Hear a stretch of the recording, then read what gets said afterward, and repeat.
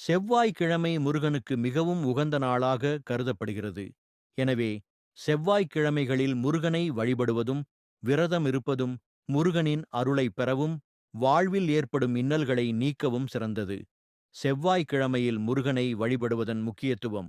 முருகன் மற்றும் செவ்வாய். முருகன் வீரம் மற்றும் யுத்த திறன்களின் கடவுளாக கருதப்படுகிறார்.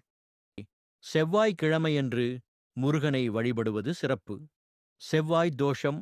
செவ்வாய் தோஷம் உள்ளவர்கள் செவ்வாய்க்கிழமைகளில் முருகனை வழிபட்டால் தோஷம் நீங்கி திருமணம் போன்ற சுப காரியங்கள் கைகூடும் என்று நம்பப்படுகிறது.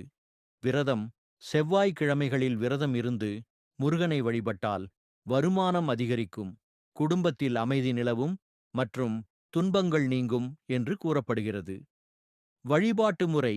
முருகனுக்குரிய சட்கோண கோலம் வரைந்து அதில் சரவண பவ என்ற மந்திரத்தை எழுதி 6 அகல் விளக்குகள் ஏற்றி வழிபடுவது சிறப்பு. நினைத்தது நிறைவேற. முருகனை மனதார நினைத்து செவ்வாய்க்கிழமைகளில் வழிபட்டு நெய் தீபம் ஏற்றி உங்கள் கோரிக்கையை வைத்தால் அது நிறைவேறும் என்று நம்பப்படுகிறது.